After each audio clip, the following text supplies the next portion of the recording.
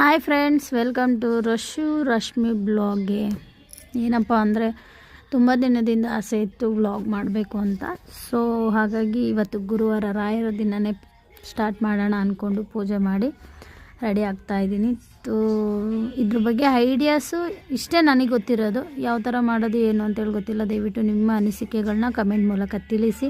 ಫೋನನ್ನು ಎದ್ದು ಸ್ನಾನ ಮಾಡಿ ಪೂಜೆ ಮುಗಿಸಿ ತಿಂಡಿ ಯಾವಾಗಲೂ ಗುರುಗುರು ಹೊರದತ್ತು ಅದೇ ಥರ ತಿನ್ನೋದು. ಸೊ ಹಾಗಾಗಿ ಇದು ಮಾಡ್ತಾಯಿದ್ದೀನಿ. ಇವಾಗ ರೊಟ್ಟಿ ಮಾಡೋಣ ಅಂತೇಳಿ ರೆಡಿ ಮಾಡಿ ಇಟ್ಟಿದ್ದೆ.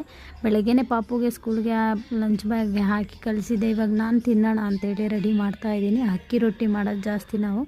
ತುಂಬ ರೊಟ್ಟಿಗೆ ಕೋಸಪಲ್ಯ ಆಲ್ರೆಡಿ ರೆಡಿ ಮಾಡಿ ಇಟ್ಟಿದ್ದೀನಿ. ಸೊ ಹಾಗಾಗಿ ಇವಾಗ ರೊಟ್ಟಿ ಮಾಡಿಕೊಂಡು ತಿನ್ನೋಣ ಅಂತೇಳಿ ರೊಟ್ಟಿ ಮಾಡ್ತಾಯಿದ್ದೀನಿ.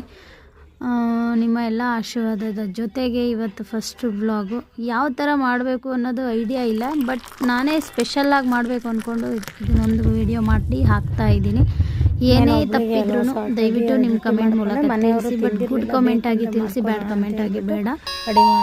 ಇವಾಗ ರೊಟ್ಟಿ ಆಯಿತು. ಆ್ಯಕ್ಚುಲಿ ಸ್ವಲ್ಪ ತೆಳುವಾಗಿತ್ತು, ಬೆಳಗ್ಗೆನೇ ಕಲಸಿಟ್ಟಿದ್ನಲ್ವ. ಸೊ ಹಾಗಾಗಿ ತೆಳುವಾಗಿತ್ತು. ಅದಕ್ಕೆ ಮತ್ತೆ ಸ್ವಲ್ಪ ಮಿಕ್ಸ್ ಮಾಡ್ಕೊತಾ ಇದ್ದೀನಿ.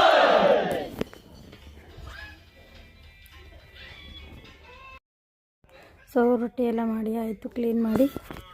ಮತ್ತು ಇವಾಗ ಹಸ್ಬೆಂಡ್ಗೆ ತಿಂಡಿ ಹಾಕ್ಕೊಡೋಣ ಅಂತೇಳಿ ತಿಂಡಿ ಹಾಕ್ಕೊಡ್ತಾಯಿದ್ದೀನಿ. ಸೊ ಅವ್ರಿಗೆ ಆ್ಯಕ್ಚುಲಿ ರೊಟ್ಟಿ ಮಾಡಿದಾಗ ಯಾವಾಗಲೂ ಗುಡ್ಗಾರ ತುಂಬಾ ಇಷ್ಟ.